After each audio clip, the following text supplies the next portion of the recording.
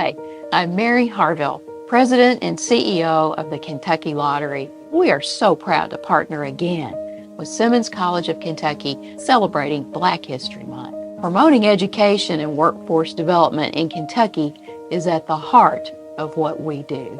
Now, $4.4 billion of our proceeds have gone to fund programs specifically to help Kentucky students attend college. Just last year, more than 120 Simmons students were able to use $264,000 to attend Simmons College of Kentucky.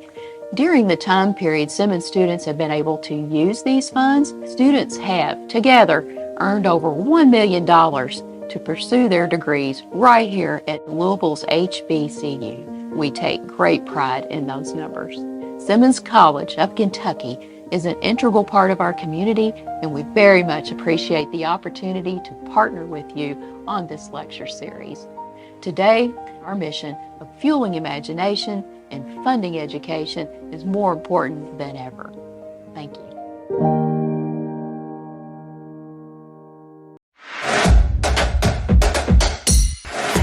Simmons College of Kentucky. We are Louisville's HBCU. My preaching mentors. I loved F.G. Sampson, Bill Jones. I loved the preaching of Jeremiah Wright. And then Mac King Carter. Well, I took some of Mac's lettuce.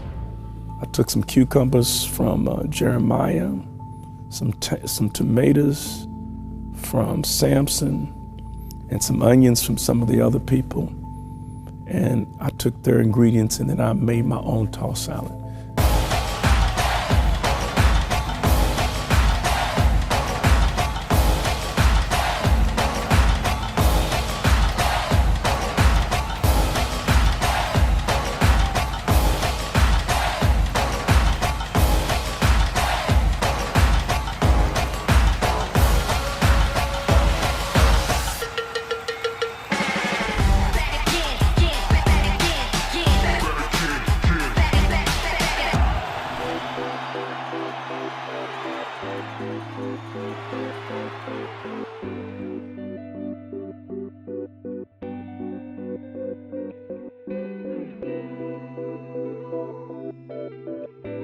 First and foremost, I'm the husband of Barnetta Cosby, and we have 2 adult children and a granddaughter.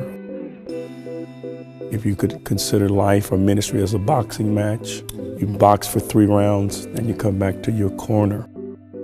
Your family is your corner. That's very important to me. And then I'm the pastor of St. Stephen Baptist Church. It's in Louisville, Kentucky. I'm also the president of one of the oldest private Black colleges in America, Simmons College of Kentucky. I trace my origin to Simmons, literally, because my maternal grandparents met on the campus back in the 1920s. As a result of their marriage, my mother was born. My mother passed when I was relatively young. And our family moved from the Black community, like the Jeffersons, to an all-white community, an all-white school, and I went down. I was just being myself, and I was made fun of, just being who I was. When I did different, they defined that as being deficient. Just being who I was. I just could not connect with the culture. I just shut down. I went back to church, to the Black church. And this man named Charles Mims took me in and poured into me. But he's the one that rescued me from self-loathing. And when I went to church, those older people in that church and my pastor made me feel smart, made me believe. That's why we loved our church. They affirmed me. You know what's wrong with our kids today? Where do they go to get affirmed?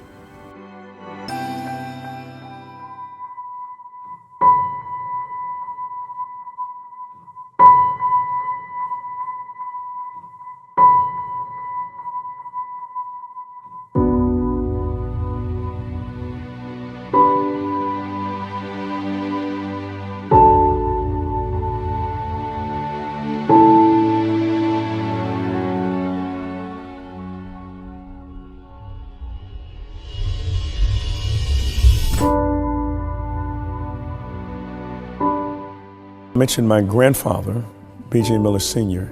He was my first model for preaching. I cannot remember a time in my life that I did not want to be a preacher. And that was because he was my model. It was because of his intellect and piety. Most people knew Simmons only as a Bible college, when it was a full-fledged university. So I knew about Simmons, august history, because my grandfather, he graduated there with a degree in mathematics and then went on and became the first black to graduate at Southern Baptist Theological Seminary. So my grandfather integrated Southern Seminary. He was a brilliant scholar, taught New Testament and Greek at Simmons for many years. So when I became president, my vision was to introduce Simmons to its unknown self, which is what preaching should always do. Sometimes the goal of preaching should not be to give people new information, but just to help them feel confident in what they already know is true. Giving them the power to pursue what they already know is right, or to introduce them to their undiscovered selves. And that was because he was my model. And I also try to make my preaching very targeted and contextual to Black needs, to the Black experience, and to the Black situation. Whites do it in the culture. They do it by default. I intentionally do it. I love narrative preaching. The whole element of surprise is critically important, I think, in preaching, especially being empathetic with the traditional villains. Just like old Dwight Sweeney. Old Dwight makes me sick because we threw away some tables about 20 years ago. Throw them in the dumpster. Throw them in the dumpster. Couldn't you do anything with them? About an hour or so later, comes Dwight going in the dumpster, looking at the tables that we didn't see anything in. Took the tables, talked to the tables and said, "Table, I know you in the dumpster, but I'm a carpenter, and I specialize in taking things that other folk throw away and remaking it." And when Sweeney got through remaking that which was in the dumpster, when it was time for us to have the church anniversary, guess what Sweeney was doing? He was selling to us tables that we threw away. And then Mac King Carter, we were very, very, very close. I loved F.G. Sampson because of his style. I loved Bill Jones because of his sanctified arrogance. And that sanctified arrogance, always when I was around him, I loved it because that's what Black people need. You know, that kind of attitude. And the objective of the message was never about making yourself look good, but it's almost like you just said something about my mama. Listen to me. If you're gonna be fruitful, you gotta fight for fruitfulness. Nothing comes easy.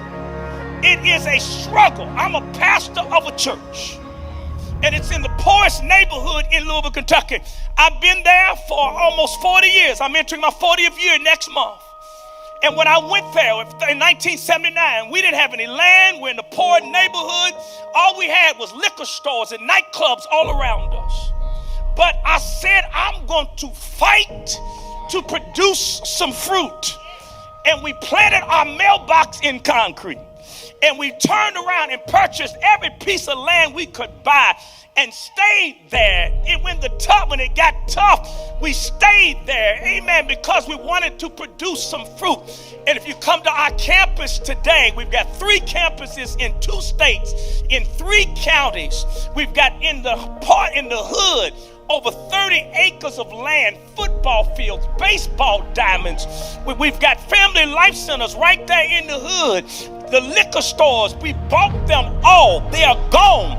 God gave us the land of the Hittites, the Jebusites, the Shilites, and the Budlites. Because if you're going to have something, you got to be willing to fight for it. Can I preach like I feel? Hey, if you're going to be the president of an HBCU with no money, we brought Simmons back from nothing. We had no money. I did not take a salary for 13 years. I just trusted in the Lord. Can I preach like I feel? And the white schools try to shut us down. But I declare that no weapon formed against us shall be able to prosper. And guess what? Now that school, your school, is one of the fastest growing HBCUs in America, but it has not been easy. That's why you ought to quit hating on fig trees.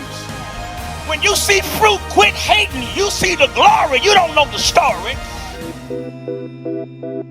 The time God used me the most, I mean, God uses us constantly, but if there's something that sticks out, when I was angry over injustice, when I was mad, and you're completely oblivious about how you may look, how you come off, whether you impress the people. It is just, there's a commercial, and I forgot what it was, in which a fighter is in the ring and he's been beat up and he's in the corner and his manager's trying to motivate him. And he said, do you remember when you were younger and somebody stole your French fries? He said, yeah, that's him. He did like this. And even though he'd been beat up, he's going out there. When you go to the pulpit with the mind, this issue is stealing black people's French fries. That's when I was at my best, and I can tell you when it was. The funeral of Muhammad Ali. All these prominent people sitting on the front row, and you've got a national and international television audience. And I'm sitting here, I'm angry because I want them to know, I don't want them co-opting Muhammad Ali.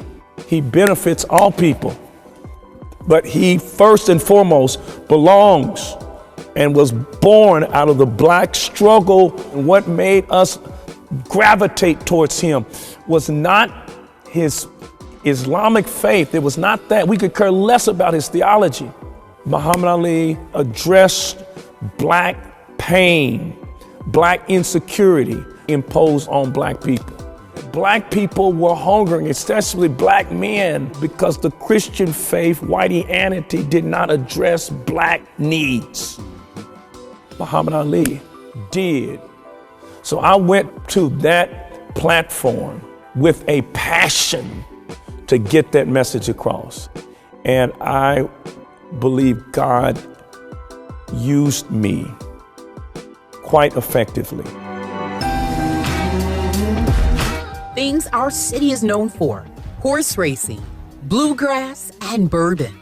All of these things pale in comparison to the greatest of all time. I am the greatest. When the champ passed in 2016, Louisville teamed up with the Ali family to ensure that the Prince of Parkland neighborhood had a send-off fitting for a king. And that's what he wanted. You know, Crystal, from the very beginning, Muhammad wanted it to be a teaching experience, sort of a reflection of his life, of bringing people together, bridging the divide, showing that people from all walks of life could come together, and he would be sort of that uniting force, that glue that sort of held them. Whether you were high yellow or boot black,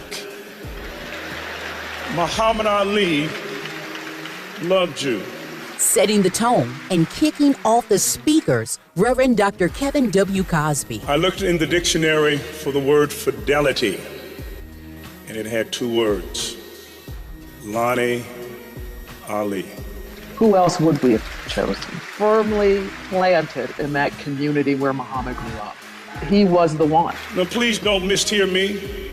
I am not saying that Muhammad Ali is the property of black people. He is the property of all people. I am so glad Dr. Cosby was the first speaker. I mean, because his message set the tone for the rest of that service. But while he is the property of all people, let us never forget that he is the product of black people in their struggle to be free. Exactly the message Muhammad would have wanted. You will never be able to appreciate a sense of somebodyness until you understand the 350 years of nobodyness.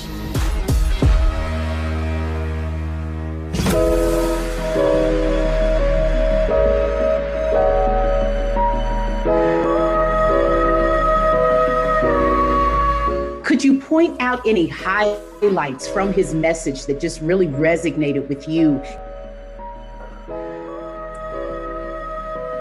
I'll try. And not get emotional. Yeah. This happens on occasion, but he sort of took it from the beginning, with Martin Luther King.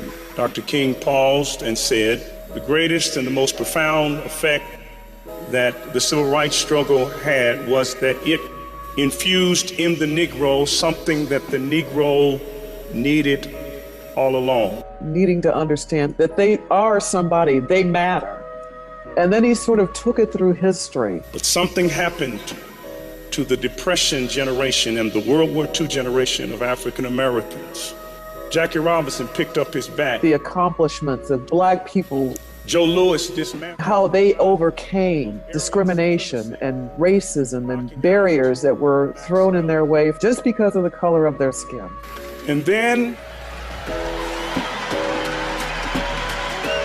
he said, but then there came this guy out of Louisville, Kentucky, from the West End. The silver-tongued poet who took the ethos of somebodyness to unheard of heights. It was so impactful what he said. He touched me in that he understood where Muhammad came from, where he went, and everything in between. Before James Brown said, I'm black and I'm proud, Muhammad Ali said, I'm black and I'm pretty.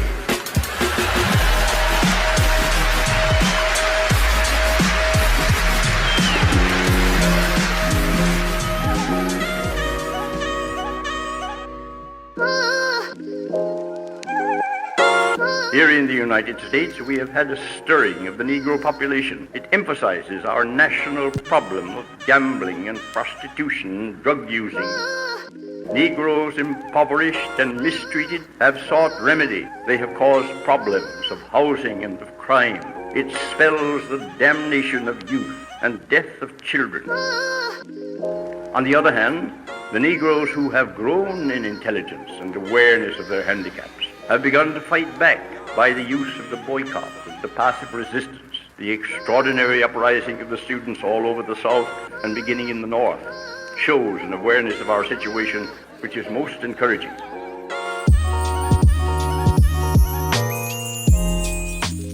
That double consciousness that Du Bois talks about plagues the psyche of many black kids. So the integration into white space caused them to be reoriented away from blackness. If you've got people educating our kids who believe they must be saved from their blackness, then that's the equivalent of trying to save a fish in water. And one of my missions at Simmons was to unapologetically awaken black people from the cultural and historic amnesia. So this is what a black institution is. Black institution reflects black culture. So I know I'm in black space because of the culture. They don't do it like we do it. And that's okay the way they do it, but you shouldn't be ashamed of the way you do it.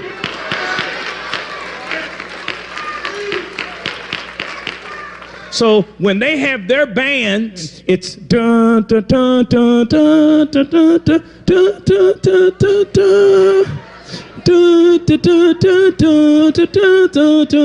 dun dun dun. But if you go to Grambling, it's like dun dun dun, dun, dun, dun, dun.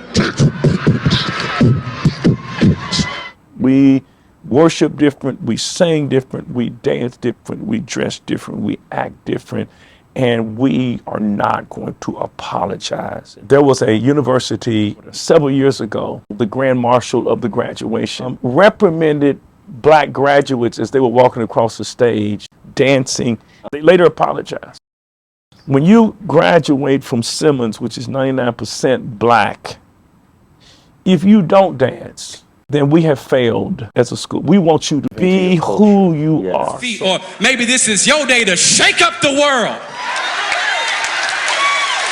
So Simmons Nation, rise up. Simmons Nation, rise up. One more time for the Holy Ghost. Simmons Nation, rise up. Now answer this question for me.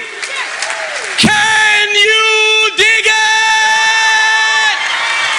In fact, when I say a black institution, I'm thinking of 3 C words. Black institutions are institutions that reflect black culture. C word number 2, they are controlled by black people.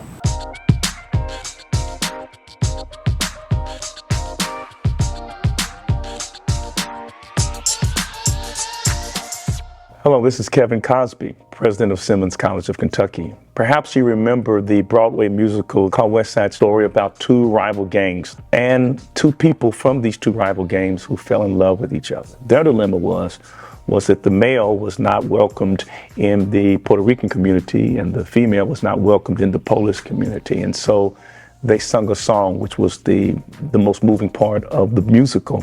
There's a place for us. Somewhere there's a place for us. And everyone is looking for a place where they can be accepted, affirmed, and celebrated. And that's why black space is so important. So often when we think of integration, we think of the disintegration of black space, and there's no need for black space. But just like there's a need for Asian space and Korean space and Chinese space and Anglo space, there is a need for black space. And you don't have black space because of segregation. The purpose of black space is celebration, where black people can come and be affirmed, where black people don't have to worry about, am I using colloquialisms and expressions that perhaps may be stigmatized in perhaps majority white space.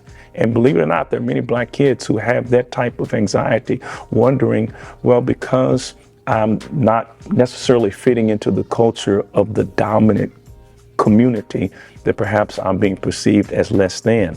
When black kids come into black space, they don't have to worry about any anxiety. They can truly be themselves, and they can sing the old song of Sly and the Family Stone, thank you for letting me be myself again. So here's a shout out to black space. And not only is it good space for black people, but guess what?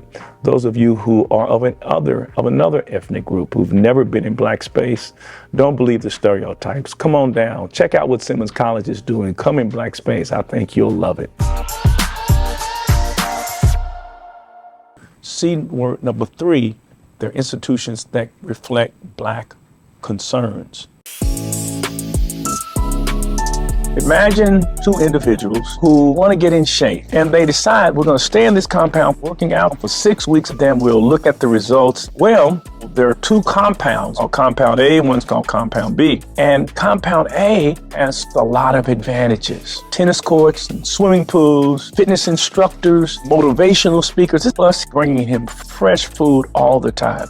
One guy goes to Compound A, and he has all of the essential things necessary to assist him in his fitness goals. And after the 6 weeks is up, he has lost 30 pounds and he looks good. Well, the man in Compound B has the total opposite of what's in Compound A. He doesn't have all these amenities. And not only did he not lose weight, but he picked up 10 pounds. Well, the man in Compound A looks at the man in Compound B and says, you know what? You didn't work hard enough. You didn't discipline yourself. I worked hard to work the program and get in shape. Powerful parable written by sociologist Michael Emerson is to help understand what systemic advantage is.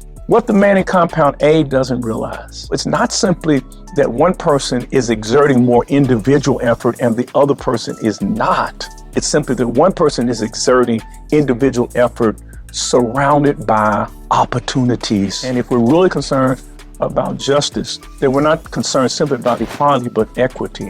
Then we must not only challenge people on an individual level, but we must also surround people with all of the tools they need and all the opportunities that they may need in order to be successful. Mm-hmm. That's a good word. Mm-hmm. We must become generational neighbors. Martin Luther King Jr. was a generational neighbor in the last sermon. He said, I may not get there with you, my generation, but watch my generational neighborliness. But we as a people, the next generation, will make it to the promised land. That's what it means to be a generational neighbor. With David has in his mind this dream of building God's temple. All the battles have been fought. David's in Nathan and says, I want to build God a house of worship and I'll pay for it. And Nathan is happy. But the next day he goes to David and says, you are the king of war. You're not the king of worship. You got blood on your hands. Each generation has its own battles. The man who fought the war is not going to build the house of peace. You know what David does? He says, I will begin to collect all of the resources and material that is needed. It was my vision. I won't get to see it. But in my generation, I will be a good neighbor to Solomon. And the question is, are we going to be more like David? The National Baptist Convention of America, second largest black organization in the world, moved their headquarters to Louisville. So Dr. Tolbert, this week he comes with a check. That's me and Dr. Tolbert, and he did that so that we could buy the original Central High School, which means that in black people's hands, you got the original buildings that our slave foreparents built, and thank God for some of the good, loving foundations that have been right there with us. So you got to see it. You wouldn't believe it when you go in it. On the names of the buildings are slave names. And black folk got it back. Ain't no school in history ever been able to do something like this, baby. And some of the people from Central, when the news got out that black folk got the building back, some of the alumni at Central said, you know, next year's our 150th anniversary. Do you think we can party? I said, we're going to party like it's 1999. We're going to party. Ladies and gentlemen, put your hands together for our headliner.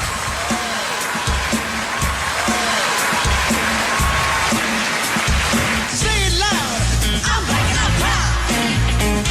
Say it loud, I'm black and I'm proud. Some people say we got a lot of malice, some say a lot of nerve. I say we won't quit moving till we get what we deserve. We've been abused, we've been scorned, we've been treated bad, talked about as sure as you born. And just as sure as it takes two eyes to make a pair, brother, we won't quit until we get our share. Say it loud, I'm black and I'm proud. Say it loud, I'm black and I'm proud. Black excellence. Black excellence, do it, make it look effortless. Black excellence, do it, make it look effortless. Black excellence, do it, make it look effortless. With the splash of elegance, black excellence.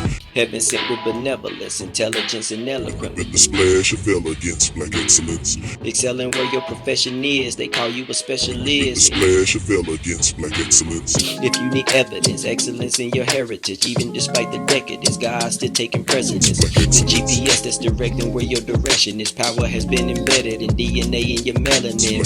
Don't be arrogant and neglect your inheritance. Power to move the elements. With the splash of elegance. Falcon, focus addressing this. No need to question this. Like the room that you stepping in. Step in the presence where God's essence is resting in.